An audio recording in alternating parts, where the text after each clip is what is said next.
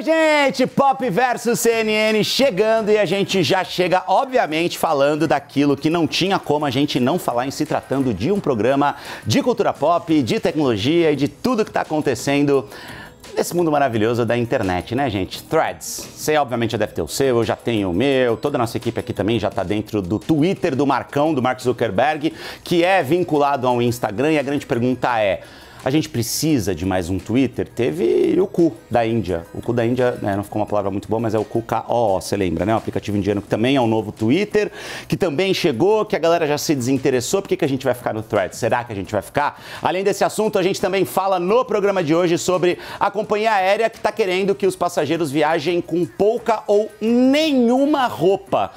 Essa companhia é lá do Japão e eles estão sugerindo que a gente alugue as roupas quando chegar no destino. Quer entender exatamente o porquê disso? Eu te conto tudo no Pop Verso de hoje, que já tá no ar, então vambora. Gente, tô até com o meu celular aqui na mão, porque já tava tentando dar uma checada aqui no meu Threads, a nova rede social que tá todo mundo falando, tá todo mundo entrando, todo mundo, eu ia falar tweetando. Qual que é o verbo pra twittar no Threads, Du? Tá tredando. Tá tredando, exatamente, né? Porque é uma rede social que acabou de nascer, que é igualzinho ao Twitter, que foi lançado em 2008. Então eu tô tentando entender o hype nessa história e é por isso que eu não vou entender essa história sozinho. A gente chamou o grande Arthur Igreja, um baita de um especialista em tecnologia, que tem quase crachá da CNN e é quase integrante oficial aqui do Pop Verso já, né, Arthur? É isso aí, só falta o crachá, mas chegamos lá. É isso. Cara, vamos lá. Eu falei agora o Twitter em 2008, na verdade, o Du até me corrigiu. O Twitter é de 2006, né? Que 2008 acho que foi quando ele chegou no Brasil, se eu não me engano, né?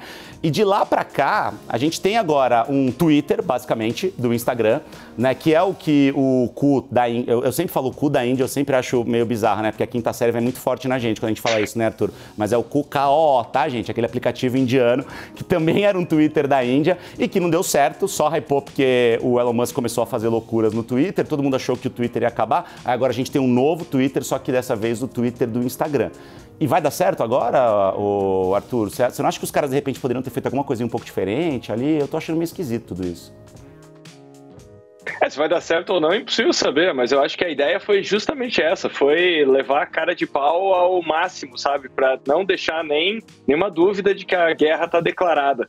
Então, é um Ctrl-C, Ctrl-V, na verdade, bem precário. Um monte de recursos não tem, né? Então, claro, foi lançado ontem, né? Então, super novo. As pessoas já estão reclamando aí que a timeline é uma baita bagunça, né? Então é difícil entender qual que é a lógica, se é que existe alguma na sugestão de conteúdo. Agora, tem uma parte que é brilhante, o onboarding foi genial. Então, assim, as pessoas basicamente foram clicando em Next e quando elas viram, elas tinham uma conta no Threads. Então, muita gente foi para lá, eles também criaram um mecanismo ali de deixar as notificações frenéticas, né? Então, é uma coisa que o Instagram tinha no começo, muita gente publica no Instagram, vai dar uma olhada uma hora depois para ver quantas curtidas teve, compartilhamentos e tal, e ali o que aconteceu é que cada pessoa que criou uma conta, cada publicação foi gerando notificação. O efeito curioso é que as pessoas estavam reclamando de insônia, né? Porque ficaram até metade da madrugada vendo quantas mensagens chegaram, quantos perfis foram criados. Então, tem um efeito aí das pessoas assistindo em tempo real o nascimento de algo grande. Então, tem um pouco desse pertencimento também, de assistir um evento histórico. Mas a pergunta que fica é essa: será que precisa de mais uma rede social? Eu acho que assim, é a pergunta que eu me faço, tá, Arthur? Será que precisa de mais uma rede social igual às que a gente já tem? Né? Porque se fosse uma rede social que trouxesse alguma coisa nova, mas eu particularmente entendo exatamente o que você falou, né? O Arthur fala em onboarding, gente, que é o jeito que você coloca usuários para dentro, né? Então foi muito fácil. Eu, por exemplo, tenho o meu Instagram ali, tenho bastante seguidor, sou verificado, e aí eu fui fazendo exatamente isso que você falou, né, o Arthur? Só dando em next, aí quando eu vi, eu já tinha o meu thread criado, também já verificado, porque ele trouxe todas as informações que eu já tinha no Instagram, né, com o tal de selinho azul ali, já com um monte de seguidor, já com um monte de coisa que já estava tudo setado, eu só fui clicando em umas coisinhas, só que isso também trouxe uma pegadinha, né, que eu vi que você até postou sobre isso nos termos de uso que ninguém lê, né? Exatamente. Eu acho que foi tão fácil que tem gente que tem conta no Threads e não entende por quê, né? Porque tem como você ir pro Threads e voltar pro Instagram, então acho que tem gente que acabou criando a conta e nem entendeu direito o que aconteceu. O fato é que é o seguinte, a Meta colocou lá nos termos de uso, que são escritos, né, com Arial 1,5, né? Ou seja, tem lá milhares de páginas e ninguém lê. E o que você aceitou, se você criou a sua conta lá no Threads, é que é o seguinte: se você quiser, você pode desativar ele, mas apagar a conta não pode. E aí, se você tentar apagar a conta do Threads, inclusive, você pode apagar a conta do Instagram. Então, muito cuidado, porque as contas estão, de fato, casadas. O que eu acho que está acontecendo é o seguinte: o Threads é idêntico ao Twitter, só que o que é muito engraçado é que tem muita gente que não usa o Twitter. Então, a impressão que eu estou tendo, vendo o feedback das pessoas, é que as pessoas estão usando pela primeira vez uma rede mais enxuta, que não tem imagem ou tem muito menos imagem. Então, a única tese do porquê que isso está funcionando bem é porque o que acontece? No passado, as pessoas faziam uma superprodução para fazer uma postagem. Aí apareceu o Snapchat, Stories, ou seja, eu começo a falar, gravo um vídeo descomplicado e eu já fiz um post. Então, ficou menos produzido o conteúdo. E quando vai para texto, isso acontece mais ainda. Mas é bizarro, o Twitter está aí há quanto tempo? Só que tem muita gente que nunca usou o Twitter. Então, acho que a grande sacada da Meta foi trazer para uma plataforma enxuta, que não tem curva de aprendizado e que é super simples, um monte de gente que, de repente, nunca tinha experimentado isso. E aí eu fico me pensando como é que você transforma isso em negócio, né? Mas o fato é que cliente potencial você já tem, né? A nossa equipe, inclusive, preparou aqui uma arte, ô Arthur, mostrando a corrida do milhão das plataformas, né? Então, em quanto tempo cada plataforma conseguiu colocar 1 milhão de usuários para dentro? Aí a gente tem Twitter, originalmente, lá atrás, demorou 2 anos para conseguir ter 1 milhão de usuários. Facebook, 10 meses, Spotify, 5 meses, Instagram, 2 meses e meio. Aí o ChatGPT, que até então era o líder, meu Deus, conseguimos 1 milhão de usuários em 5 dias. A gente é demais. ChatGPT, né, Inteligência Artificial Generativa, que foi lançado em 2021. Aí agora a gente tem o Threads com 2 horas. Com 2 milhões de usuários.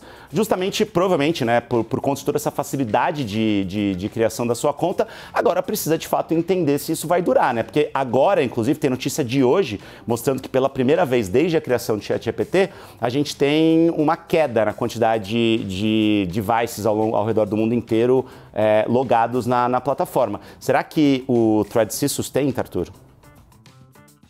Super difícil, porque de vez em quando tem esses hypes, né? Por exemplo, lá no começo da pandemia surgiu o Clubhouse e daí tinha aqueles atributos de exclusividade, precisava de convite. Eu sempre achei o Clubhouse bem estranho, porque era uma plataforma só baseada em áudio, né? Então parecia um grupo do WhatsApp amplificado, que parece uma visão do inferno, mas teve um hype em torno do Clubhouse.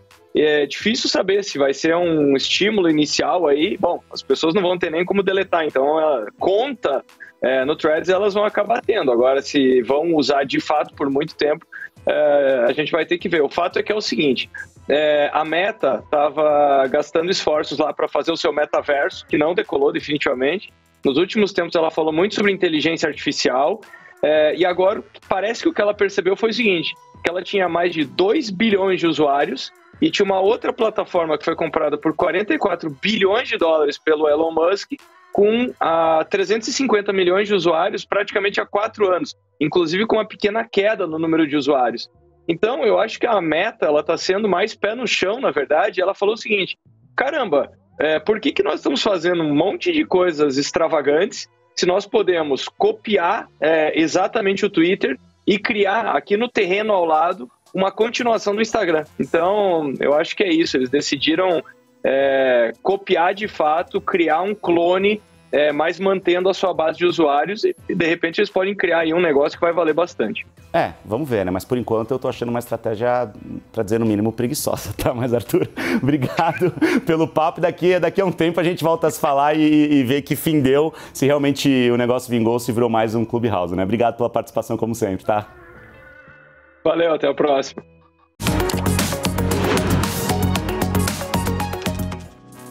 Bom, vamos começar então falando de negócios, né, dessa história dessa companhia aérea lá do Japão. A gente está falando da Japan Airlines, que eles divulgaram, gente? Que, ó, a gente é muito legal, a gente se preocupa com o meio ambiente e tal, então a gente quer que você, passageiro, você viaje com menos bagagem. Porque a gente está pensando em sustentabilidade, porque quando você viaja com menos bagagem é menos peso para dentro do avião. Se é menos peso para dentro do avião, consequentemente esse avião, ele consome menos combustível. Se ele consome menos combustível, ele emite menos carbono, emite menos gases de efeito estufa. Faz sentido se a gente olhar do ponto de vista ambiental? Faz, então é uma justificativa super legal, né, que tem a ver com sustentabilidade. E aí, a empresa, ela tá sugerindo que os passageiros que viajam desse jeito, né, porque você eventualmente vai precisar chegar no lugar e vai precisar de roupa, né, para viver a sua vida. E aí a empresa quer que você alugue roupa, inclusive já tem até algumas sugestões do que você precisa fazer para ser amigo do meio ambiente. Aí quem, obviamente, ajuda a gente a entender essa história, né? Se tem negócios, tem business no meio, é o senhor Fernando Nakagawa, que gravou um vídeo bem explicadinho sobre essa história. Olha só o que o Naka diz. E aí, gente, a minha pergunta é a seguinte: você é do tipo que quando vai viajar de férias faz aquela baita mala cheia de roupa para todas as possibilidades de evento, de clima, de tudo? Ou você é do tipo mais econômica, mais econômico, que separa ali 3 pecinhas, aquelas peças coringa do guarda-roupa e leva uma mala bem pequenininha para viagem? Pois essa história que eu vou te contar é bem curiosa e envolve tudo isso. Porque tem uma companhia aérea do Japão, a Japan Airlines, que quer reduzir a pegada de carbono dela mesma e dos passageiros. E por isso está sugerindo uma coisa bem curiosa. Nas próximas férias que você tiver no Japão, eles sugerem que você não leve roupa dentro da mala e que você alugue as roupas lá no Japão. Eles dizem que tudo isso é bom para a natureza. Um exemplo, uma mala com 10 quilos de Nova York para Tóquio emite mais ou menos 7,5 kg de CO2. Isso daria para deixar um secador de cabelos por 10 minutos, ligadinho 10 minutos, por 78 dias.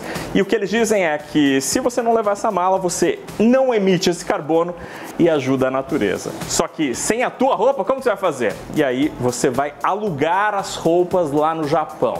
Um mês antes da viagem, você entra num site, coloca o número da tua reserva do avião, escolhe as roupas para usar lá, que segundo eles, vão estar na portinha do seu hotel ou do seu Airbnb quando você chegar no Japão. Ou seja, vai ter roupa para o primeiro banho assim que você chegar. Eu fui pesquisar para ver que peças estão lá. Aí olha só, por exemplo, um pacote com 5 camisetas e 5 camisas tem para menino e para menina, tem masculino e feminino, tem brusinha também nesse pacote, mais 3 calças.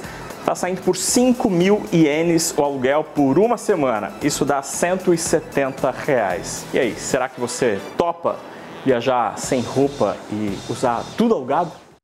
Você tá falando comigo, Naka? Eu acho que não. Ô, Du, não dá pra gente... Você topa, Du, alugar roupa? E se a modelagem não for igual a sua? Você que é um cara tão ligado à moda, Du. Será que vem cheirosa também? Entendeu? Quem garante que lavaram, que passaram amaciante que eu gosto, gente? Enfim, eu topo experimentar, mas eu sei lá, eu acho que é uma coisa que muita gente vai ficar contrariada.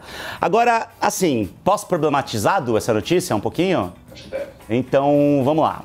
Eu acho que é muito legal a companhia aérea falar em sustentabilidade, porque realmente faz sentido, né? Se é menos peso, o avião vai consumir menos, vai emitir menos gases. Mas, gente, segundo o site do governo federal, quando a gente olha, principalmente para as companhias aéreas aqui no Brasil, né, no setor aéreo brasileiro, a gente está falando de mais de 40% dos custos de operação da companhia aérea como um todo vindos de combustíveis. Então, combustível representa uma fatia muito grande da operação de uma companhia aérea, porque para você colocar um Boeing ou um avião gigantesco no ar, você precisa de muito combustível. Claro, de novo, em questões de sustentabilidade faz muito sentido. Mas vai gerar uma economia muito grande para a empresa também, gente. A gente não pode ser ingênuo a ponto de achar que a empresa está única e exclusivamente pensando em sustentabilidade. A empresa sim está pensando em diminuir os próprios custos e ter uma operação mais barata. A questão é, vai ajudar o meio ambiente, mas vai baixar o preço da passagem aérea? Porque senão daqui a pouco essa história chega aqui, todo mundo fala só de meio ambiente, todo mundo aumenta a margem de lucro em cima da gente. Gente, momento muito triste para as artes brasileiras, que a gente tem que falar da morte do Zé Celso. Se por um acaso você não sabe exatamente o que esse cara significou para a nossa dramaturgia, acho que a gente tem a capacidade de te dizer um pouquinho. Esse cara foi fundamental, gente. O Zé Celso morreu com 86 anos Infelizmente, não de causas naturais, vamos dizer assim, né? Não de algum problema de saúde. Ele morreu por causa de um incêndio que aconteceu no apartamento dele aqui em São Paulo. Ele estava dormindo, teve um curto-circuito no aquecedor do apartamento dele. Ele não morreu imediatamente, ele teve pouco mais de 50% do corpo queimados. Ele acabou sendo internado, estava em estado estável, a gente vinha falando sobre isso aqui durante a semana no Popverso, e ele morreu. A gente perdeu simplesmente... Se não o cara mais importante, certamente um dos caras mais importantes das artes brasileiras de todos os tempos. Esse cara, ele foi o fundador do Teatro Oficina. Teatro Oficina que foi um grupo de teatro dos anos 50, que se profissionalizou principalmente nos anos 60, numa época de uma ditadura militar muito forte aqui no Brasil. E a gente sabe que em momentos de ditadura as artes são fundamentais na luta contra o extremismo, e foi exatamente o que esse cara fez, com muitos parceiros, com muitos companheiros, pessoas, homens, mulheres, que também estavam participando desse movimento que foi tão fundamental na nossa história. O Zé Celso, ele estava no apartamento junto com o marido dele, o Marcelo Drummond, o Ricardo Bittencourt e o Vitor Rosa, que eram amigos, e o Nagô, que era o cachorrinho deles. Todo mundo está bem, todo mundo foi atendido, e infelizmente só o Zé acabou falecendo. E nessa história, inclusive de amor com o marido dele, eles já estavam juntos há muito tempo e tinham oficializado mesmo a união numa cerimônia super recente, ou seja, um momento muito especial da vida dele. E agora, infelizmente, ele faleceu. E o velório, claro, vai ser no Teatro Oficina, que fica aqui em São Paulo, na região central de São Paulo. É realmente um momento muito triste, gente. A gente perde uma figura fundamental, foi diretor, escritor, um cara que ajudou muita gente, ajudou as nossas artes de maneira geral. Esse cara, ele fez espetáculos sem patrocínio no momento em que as artes não eram valorizadas, já não são hoje, vocês imaginam há 5, 6 décadas. No momento de ditadura militar. Inclusive a gente conversou com a Lígia Cortes, que é filha da Célia Helena e do Raul Cortez e diretora do Centro de Arte Célia Helena aqui em São Paulo. Ela mandou um vídeo pra gente, para reiterar a importância tão grande que esse cara teve para nossa cultura. Olha só o que ela disse. José Celso Martinez Corrêa nos deixou hoje. É um homem além do teatro, ele é um homem da cultura, é um dos homens mais importantes do país. Ele fundou o Teatro Oficina, onde grandes atores foram forjados lá, inclusive Raul Cortez, meu pai, Célia Helena, minha mãe, Renato Borg.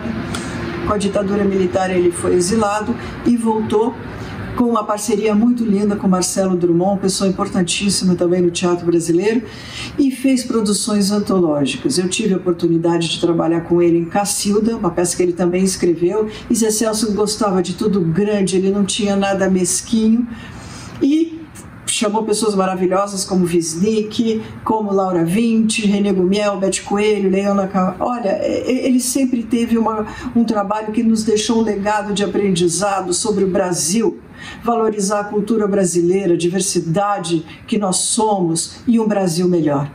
Eu sei que este legado e essa gratidão está dentro de todos nós, estamos junto com ele nessa luta de um Brasil maravilhoso para o outro, e tomara que os projetos dele, como a praça pública ao lado da oficina, se realizem. Gente, vindo agora aqui para o Brasil, tem uma história muito legal, porque teve o lançamento essa semana de um livro falando justamente sobre inteligência artificial generativa, que é um assunto que a gente fala tanto aqui no nosso programa e que todo mundo tem falado cada vez mais, porque é uma tecnologia que promete revolucionar absolutamente tudo, o jeito que a gente consome conteúdo, o jeito que a gente faz negócio. E a Rita Vu foi até esse lançamento para mostrar um negócio muito legal. Quem deu os autógrafos no livro não foi o autor, mas de uma certa forma foi o autor, porque a letra era dele, mas não era ele quem escreveu. Se você não entendeu nada, a Rita vai te contar em detalhes agora, olha só que legal.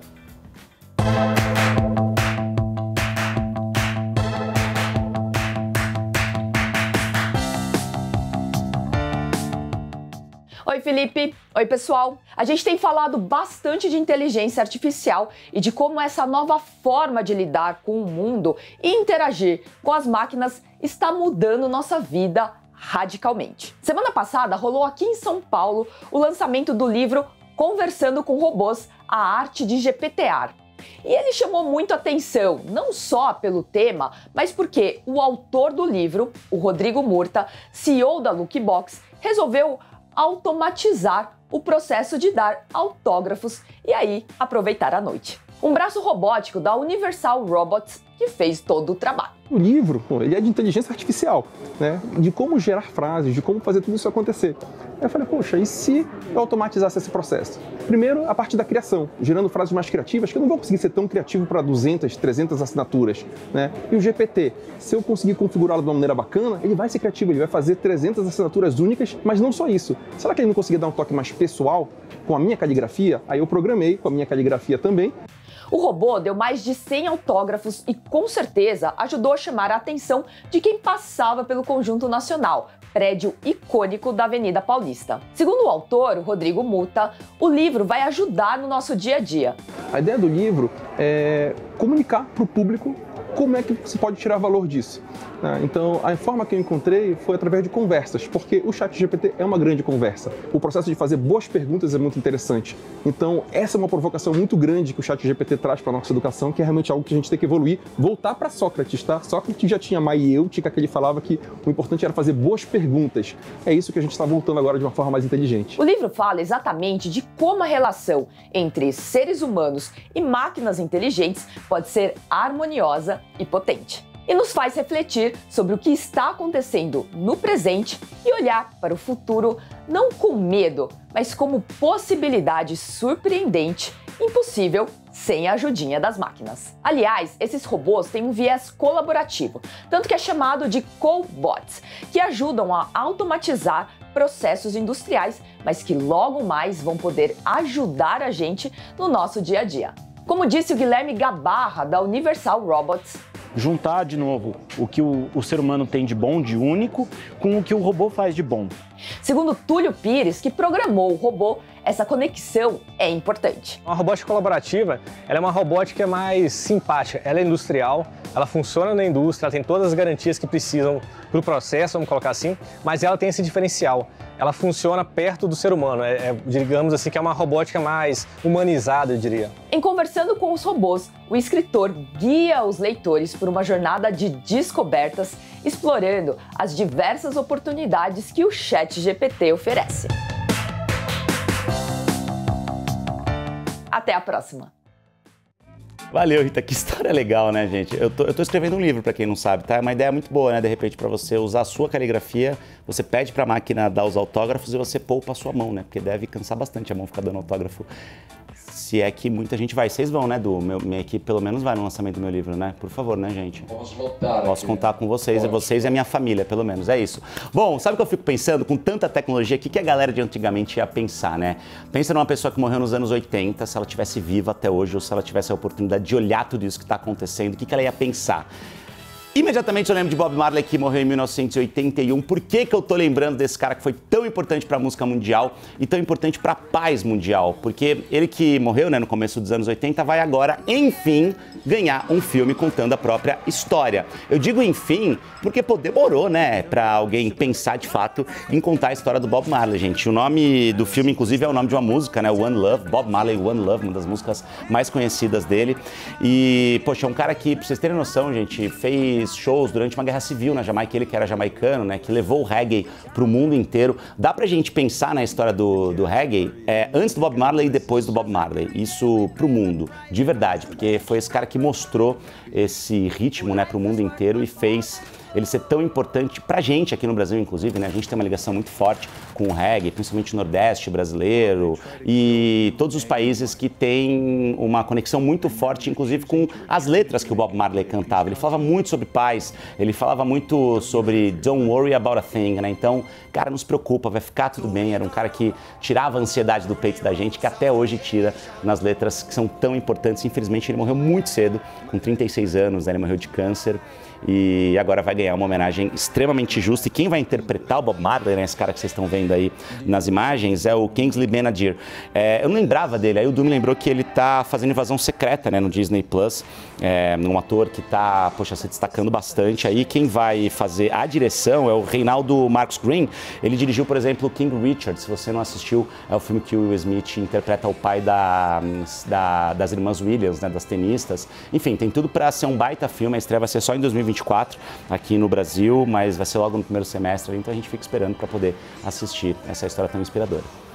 É isso então, né, gente? Desse jeito a gente termina o Pop Verso de hoje, mas a gente volta, como sempre, às 11 da noite de segunda a sexta-feira, no sábado, a partir das 10h45. Então, muita paz, muito amor, muita tranquilidade no coração de todo mundo. Um beijo e bora descansar. Ai, peraí, tô ficando velho, meu joelho tá tão ruim aqui. Valeu, gente, até amanhã.